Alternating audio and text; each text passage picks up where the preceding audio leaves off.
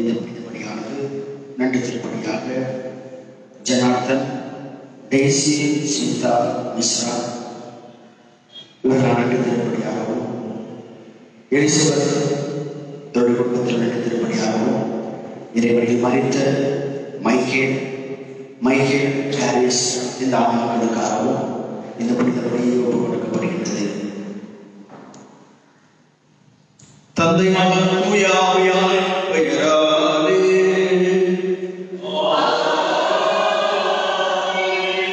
ஆண்டவராகிய இயேசு கிறிஸ்துவின் அருளும் கடவுளின் அன்பும் தூய ஆவியாரின் அன்புறவும் உங்கள் அனைவரோடும் இருப்பதாக.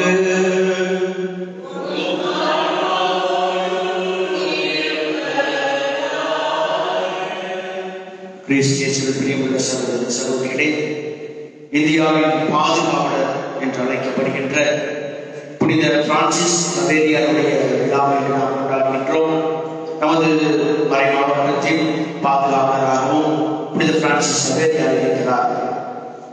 எல்லோராலும் இரண்டாம் பவுல் திருத்தூதர் என்று அழைக்கப்படுகின்ற புனித சவேரியாருடைய இந்த விழாவை கொண்டாடுகின்ற நாமும் அவரை போல நற்செய்தி அறிவிப்புக்கு நமது வாழ்வால் சான்று பகரை என்று அழைக்கப்படுகின்றோம்.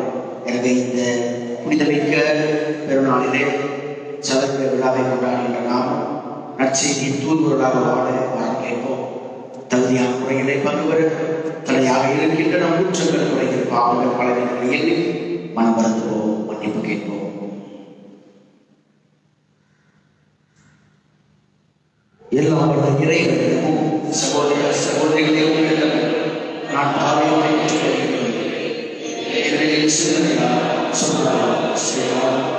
கடமையில் பாவங்கள் என் பாவமே என் பாவமே என் பெரும் பாவமே ஆகையால் இப்பொழுது கண்ணியான புனிதமணியான வானதூர புனித அனைவரையும் சகோதர சகோதரிகளை உங்களையும் நிறைவாக எனக்காக கொண்டாடுகிறேன். எல்லாம் இறைவன் நம்பி இறக்க வைத்து நம் பாவங்களை மன்னித்து நம்மை நிலைப்பாட்டிற்கு அழைத்து செல்வாராக.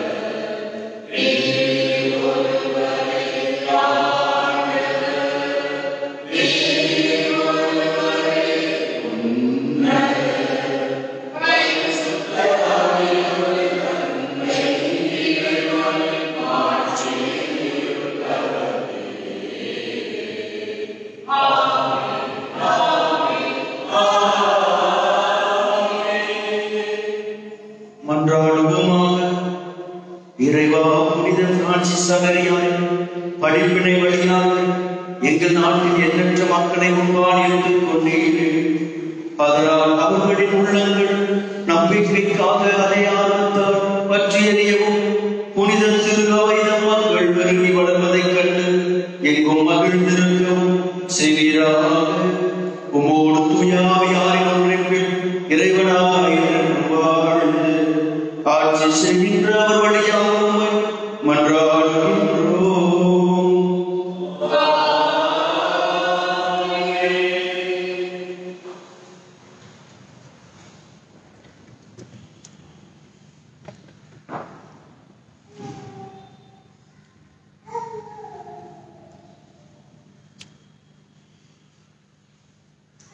திருத்தூதர் பவுல் கொரிந்தியருக்கு எழுதிய முதல் திருமுகத்திலிருந்து வாசகம். சகோதர சகோதரிகளே, நான் நற்செய்தியை அறிவிக்கிறேன் என்றாலும் அதில் நான் பெருமைப்பட ஒன்றுமில்லை. இதை செய்ய வேண்டிய கட்டாயம் எனக்கு உள்ளது. நற்செய்தி அறிவிக்காவிடில் ஐயோ எனக்கு கேள்வி. இதை நானாக விரும்பி செய்தால் எனக்கு கைமாறு உண்டு. நானாக விரும்பாவிட்டாலும் இது என்னிடம் ஒப்படைக்கப்பட்டுள்ள பொறுப்பாக இருக்கிறது. அப்படியானால் எனக்கு கைமாறு என்ன? உங்களுக்கு செலவுமின்றி நற்செய்தியை அறிவிப்பதில் உள்ள மன நிறைவே அக்கைமாறு. நான் நற்செய்தி அறிவிப்போருக்குரிய உரிமையை கொஞ்சம் கூட பயன்படுத்திக் கொள்ளவில்லை. நான் யாருக்கும் அடிமையாக இல்லாதிருந்தும் பலரை கிறிஸ்துவிடம் கொண்டு வர என்னை எல்லாருக்கும் அடிமையாக்கிக் கொண்டேன். வலுவற்றவர்களை கிறிஸ்துவிடம் கொண்டு வர வலுவற்றவர்களுக்கு வலுவற்றவன் ஆனேன். எப்படியாக ஒரு சிலரையே மீட்கும்படி நாம் எல்லாருக்கும் எல்லாம் ஆனேன். நற்செய்தியால் வரும் ஆசையில் பங்கு பெற வேண்டி நற்செய்திக்காக எல்லாவற்றையும் செய்கிறேன். ஆண்டவரின் அருள்வாக்கு. அதிலுரை பாடல் பல்லவி. உலகெங்கும் சென்று படைப்பிற்கெல்லாம் நற்செய்தியை பறைசாற்றுங்கள்.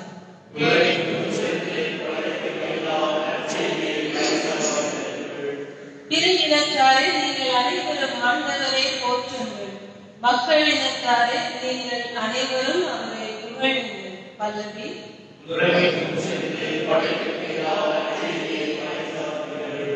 ஏனெனில் ஆண்டவர் நமக்கு காட்டும் மாறாத அன்பு மிக பெரியது. அவரது உண்மை என்றென்றும் நிலைத்துள்ளது. பல்லவி.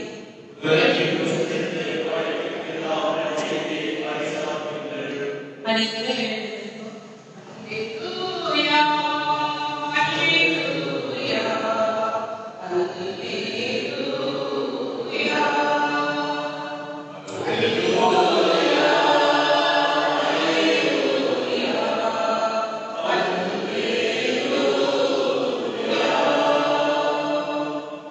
நீங்கள் போய் எல்லா மக்களிடம் சீடராக்குங்கள். இதோ உலக முடிவு வரை என்னாலும் நான் உங்களுடன் இருக்கிறேன் என்கிறார் ஆண்டவர்.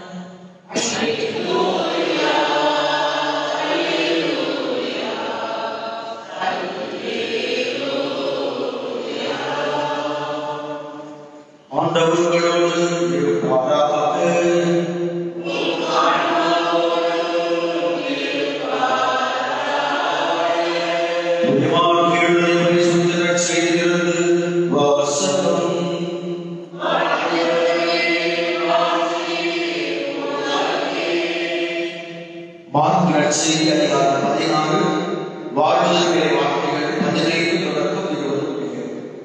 அக்காலத்தில் இயேசு 11 தோன்றி உலகிற்கு சென்று படைப்பிற்கெல்லாம் நற்செய்தியை பறைசாற்றுங்கள். நம்பிக்கை கொண்டு திருமுழுக்கு பெறுவோர் மீட்பு பெறுவர். நம்பிக்கையற்றோர் தண்டனை தீர்ப்பு பெறுவர்.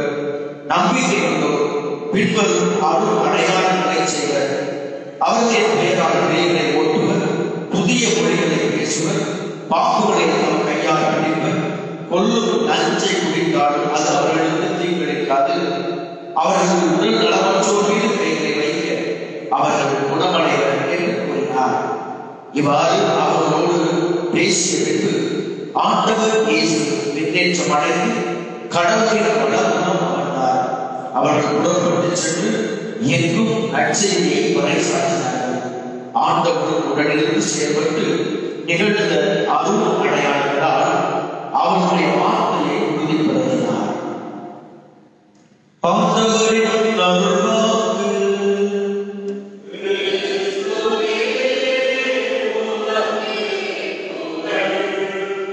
Praise the Lord, praise the Lord, praise the Lord. இயேசுவே புகழ், இயேசுவே நன்றி, இயேசுவே மகிமை, இயேசுவே ஆராதனை. ஹalleluya, ஹalleluya. மரியே வாழ்க, மரியே வாழ்க. கிறிஸ்து இயேசுவின் சகோதர சகோதரிகளே, திருமுழுக்கு பெற்றிருக்கிற ஒவ்வொருவரும் நற்செய்தியின் திருத்துதர்களாக நாம் வாழ அழைக்கப்பட்டிருக்கிறோம் என்பதை விட கட்டளை இடப்பட்டிருக்கிறோம். திருமுழுக்கிலே நாம் பெற்றிருக்கிற அபிஷேகம் ஒவ்வொருவரும் நற்செய்தி அறிவிக்கும் தூதர்களாக மாற வேண்டும். இது நற்செய்தி அறிவிப்பு என்பது என்ன? புனித பிரான்சிஸ் சவேரியா என்று நாம் கொண்டாடிய புனிதர் அழகாக சொல்லுவார், நற்செய்தி அறிவிப்பு என்பது தனிப்பட்ட முறையில நாம் வாழ்கின்ற சாட்சிய வாழ்தான். அதை விட மேலான நற்செய்தி அறிவிப்பு பணி என்பது ஒன்றுமில்லை என்று சொல்லுவார். ஆக நற்செய்தி அறிவிப்பு என்பது ஒரு மனிதன் தனிப்பட்ட முறையிலே எவ்வாறு கிறிஸ்துவின் நற்செய்தி இந்த மதிப்பீடுகளை ஆகினார் என்பதில்தான் இருக்கிறது. அதுதான் உண்மையான நற்செய்தி அறிவிப்பு பணி என்று சொல்லுவார். ஆக தனி மனித வாழ்க்கையே நற்செய்தியாக மாற வேண்டும். நமது திருத்தந்தை பிரான்சிஸ் அவர்கள் அடிக்கடி சொல்வார்கள், நற்செய்தி என்பது மறைவதற்கு என்பது ஒரு மனிதனுடைய வாழ்க்கை முறை. ஆக விவிலியத்தை எடுத்துக்கொண்டு ஊர் ஊராக சுற்றுவதோ அல்லது பொது இடங்களில் நின்று விவிலியத்திற்கு விளக்கம் சொல்வது மட்டுமல்ல, மாறாக தனி மனித வாழ்க்கையே நற்செய்தியாக மாற வேண்டும். ஒவ்வொரு மனிதனும் நற்செய்தியாக வாழ வேண்டும்.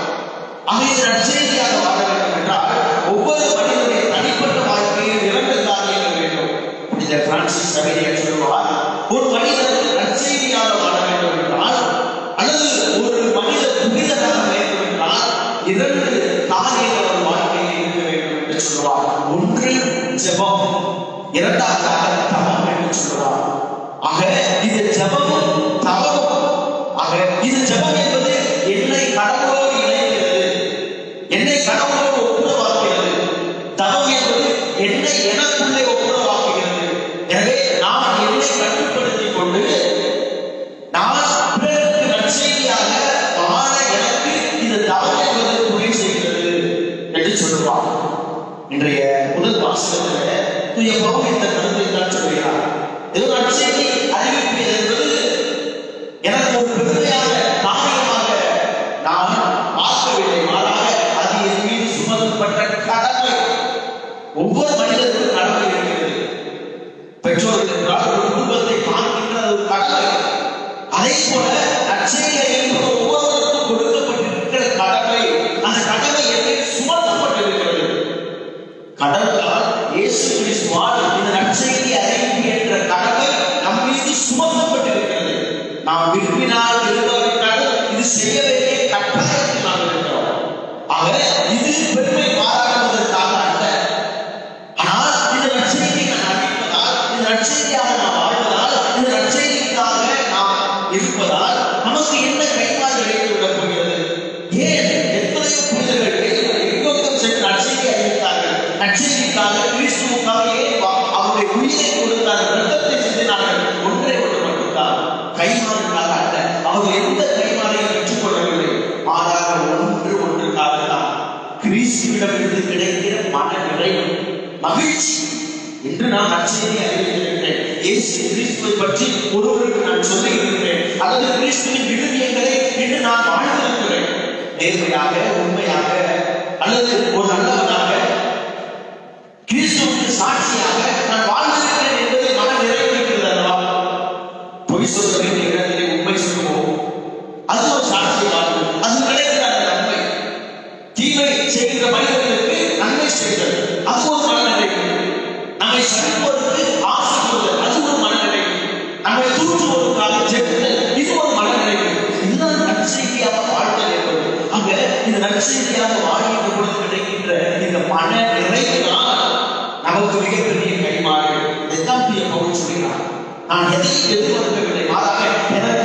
இந்த மன நிறைவு இருக்கிறது அல்லவா, அது மட்டும் போதும் என்று சொல்கிறார். எனவே நான் இந்த நற்செய்தியை அறிவிப்பதற்காக நான் எல்லோருக்கும் எல்லாம் நான் மாறிவிட்டேன் என்று சொல்கிறார். அத்தகைய அந்த படிப்பினையை இன்னொரு பவுலாக வாழ்ந்தவர் தான் இந்த சவேரியார். தூய பவுலுக்கு அடுத்தபடியாக அதிக இடங்களுக்கு சென்று நற்செய்தி அறிவித்தவர் இந்த சவேரியார் மட்டும்தான். எங்கு சென்றும் கால்நடையாகவே நடந்து அவர் நற்செய்தியை அறிவிக்கிறார். மார்க்கோ போல என்ற ஒரு வரலாற்று ஆசிரியர் சவேரியாரை பற்றி எழுதுகின்ற பொழுது இவ்வாறு எழுதுகிறார். நற்செய்தி பணியில் அல்லது மனக்கல்வி பணியில் முதன்மையான கல்வியான முன்மாதிரி இந்த சவேரியார் மட்டும்தான். மனக்கல்வியுடைய முன்னோடி என்று சொல்கிறார். இந்த சவேரியார் அவர் இங்கு வாழ்ந்தபோது அவர் போர்ச்சுகல் நாட்டு அரசருக்கு எழுதுகின்ற கடிதத்தில் எழுதுகிறார், திருமுழுக்கு கொடுத்து கொடுத்து என் கைகள் மறந்து விட்டன. இவர்களுக்கு நற்செய்தியை அறிவித்து ஜெபங்களை கற்றுக் கொடுத்து என் நாவு வறண்டு விட்டது. தூக்குவதற்கும் உண்பதற்கும் தண்ணீர் குடிப்பதற்கும் கூட நேரம் இல்லை என்று சொல்லுவார். அப்படிப்பட்ட ஒரு வாழ்வை வாழ்ந்திருந்தார். எனவேதான் அவர் இன்னும் வாழ்ந்து கொண்டிருக்கிறார். 500 ஆண்டுகள் மிகச் சிறப்பாக, குறிப்பாக 448 ஆண்டுகளாக அவருடைய உடல் இன்னும் அணியாமல் இருப்பதற்கு காரணம் அதுதான் இறைவனுக்கு அவர் பெற்றுக்கொண்ட கைமாறு. எனவே நாமும் இந்த நற்செய்தியாக வாழ்வோம். நற்செய்தி அறிவிக்க எனக்கு வாய்ப்பில்லை என்பதை விட நற்செய்தியாக வாழ்வதற்கு ஒவ்வொருவருக்கும் அழைப்பு கொடுக்கப்பட்டிருக்கிறது, ஒவ்வொருவருக்கும் வாய்ப்பு கொடுக்கப்பட்டிருக்கிறது. இருக்கின்ற இடங்களிலிருந்து நற்செய்தியாக வாழ்வோம். உங்கள் இல்லத்திலிருந்து ஆரம்பியுங்கள். உங்கள் நற்செய்தியாக வாழ்வதை உங்கள் இல்லத்திலிருந்து ஆரம்பியுங்கள். சொல்வார், எனக்கு ஒரு 7 வயது சிறு குழந்தையை கொடுங்கள், ஒரு அழகான நல்ல புனிதமான மனிதனாக மாற்றி காட்டுகிறேன் என்று சொல்லுவார். பல மனிதர்கள் கிறிஸ்துவை அறிந்து கொள்ளாததற்கு காரணம் நாம் கிறிஸ்துவாக வாழவில்லை என்பதுதான் உண்மை என்று சொல்வார். ஆக இன்று கிறிஸ்துவை பல மனிதர்கள் அறிந்து கொள்ளவில்லை என்றால் அதற்கு காரணம் நற்செய்தி அறிவிக்கப்படாதல்ல, நீங்களும் நானும் கிறிஸ்துவாக வாழாததுதான் காரணம். எனவே கிறிஸ்துவாக வாழ்வோம். இந்த நாளிலே சவேரியாருடைய விழாவை கொண்டாடுகின்ற நாமும் கிறிஸ்துவாக வாழ்வோம், நற்செய்தியாக வாழ்வோம். நமது இல்லத்திலிருந்து நமது பணியாளர் ஆரம்பிக்கட்டும். நமது குடும்பத்திலே நாம் உண்மையுள்ளவர்களாக, நல்லவர்களாக, பொறுப்புள்ளவர்களாக நாம் வாழ முயற்சிப்போம். நமது பிள்ளைகளை நற்செய்தியின் ஒளியிலே வாழ நாம் பயிற்சிப்போம். அதுதான் நாம் செய்கின்ற முதல் கடமை. நற்செய்தியாக வாழ்வோம், நற்செய்தியின் விழுமியங்களாக நாம் வாழ்வோம், கிறிஸ்துவின் மறு கிறிஸ்துவராக மாறுவோம். ஆமென்.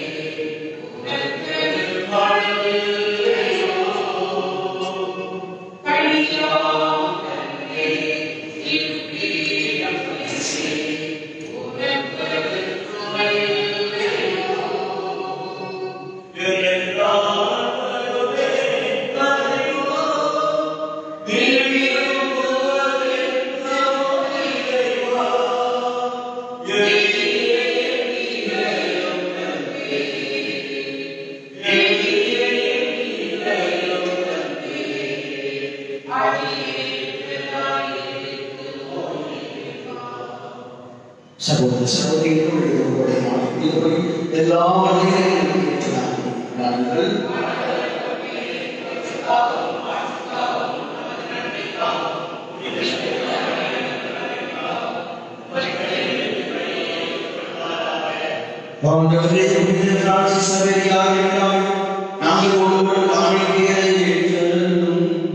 அவர் மனிதனை தொலைந்து நாடுகளுக்கு பயணம் மேற்கொண்டார். அவ்வாறே அவர் நற்செய்திக்கு பயனுள்ள முறையில் சான்று பகிர்ந்து என் சகோதர சகோதரிகள்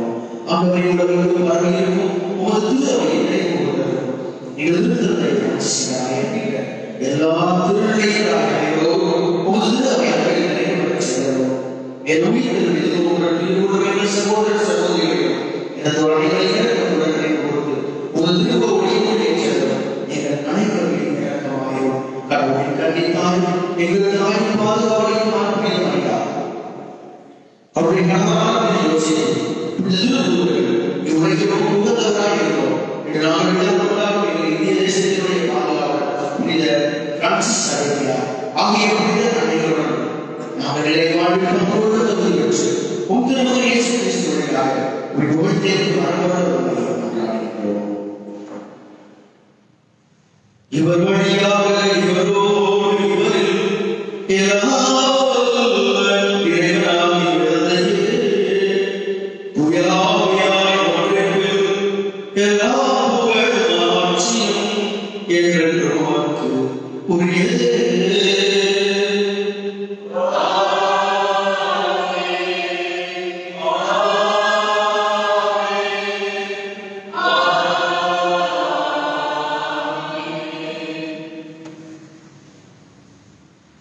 மீட்பரின் கட்டளையாக அறிவிக்கப்பட்டு இறைவனின் பிள்ளையாக பெற்றவர்கள் நாம் துணிந்து சொல்வோம். உமது பெயர் தூயது என போற்றப்படுகிறது. உமது ஆட்சி வருக.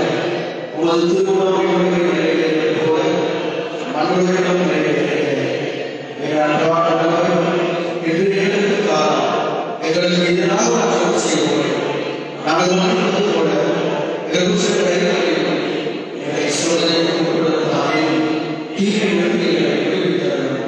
ஆண்டவரே வாழ்நாளில் அமைதியை அறிவுடன் நடந்து காண்கின்றோம். நாங்கள் காவலிருந்து எப்போது பெற்று யாதொரு கலகமாக நாங்கள் எதிர்நோக்கி என்பதற்காக மீட்பராக இயேசு கிறிஸ்து வருகைக்காக காத்திருக்கின்றோம். ஆண்டவரே இயேசு கிறிஸ்துவை அமைதியை உங்களுக்கு விட்டுச்செல்கிறேன். என் அமைதியை உங்களுக்கு அளிக்கிறேன். எங்கள் பாவங்களை உமது திரு நம்பிக்கையை கண்ணோக்கி உமது திருவுளத்திற்கு ஏற்ப அதற்கு அமைதியை ஊற்றி மறைந்திருக்கிறார் என்று வாழ்த்து செய்கிறார்.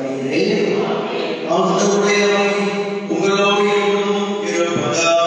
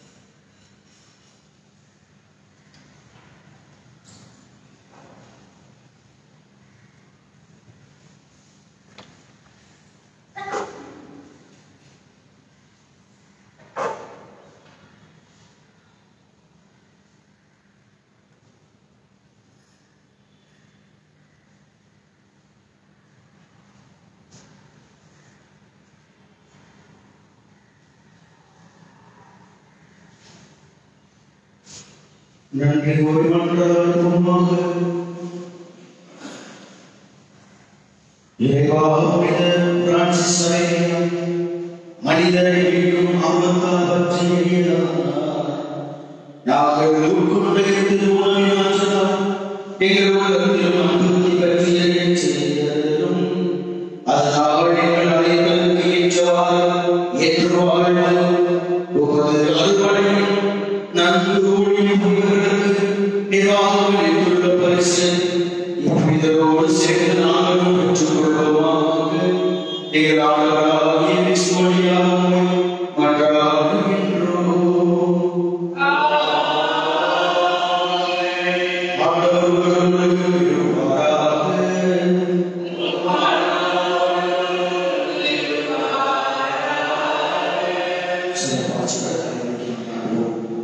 பிரான்சிஸ் சவேரியாரின் பணிபுரிந்தார். நற்செய்தியின் மொழியை உங்களுக்கு அளித்த கடவுள் நம்பிக்கை, எதிர்நோக்கு, அன்பு ஆகிய முறைகளோடு நீங்கள் வளம் பெற அருள் கூறுவாராக. தந்தையின் தலைமையான இயேசு கிறிஸ்து நம்பிக்கை பணிபுரிந்தால் நீங்கள் எப்போதும் ஊட்டம் பெற்று நற்செய்திகளில் உங்களை நிலைத்திருக்க செய்வாராக. உண்மையான நம்பிக்கையில் உங்களை முடிவித்த தூய ஆவியார் கிறிஸ்தவ வாழ்வால் விண்ணக முறைகளால் நீங்கள் வளம் பெற செய்வாராக. எல்லா இறைவன் தந்தை, மகன், தூய ஆவியாரின் ஆசை உங்கள் மீது என்றென்றும் உங்களை நிறைவாய் ஆசீர்வதித்து வழிநடத்துவதாக.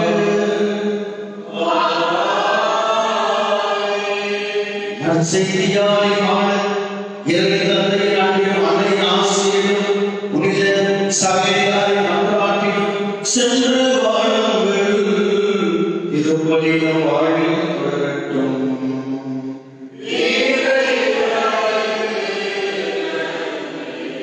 புனித பிரான்சிஸ் சவேரியாரின் நாமத்தை தாங்கியிருக்கிற ஒவ்வொருவருக்கும் மற்றும் அனைவருக்கும் புனித பிரான்சிஸ் சவேரியாருடைய திருவிழா வாழ்த்துக்களை தெரிவித்துக் கொள்கிறேன். Happy Feast to you all.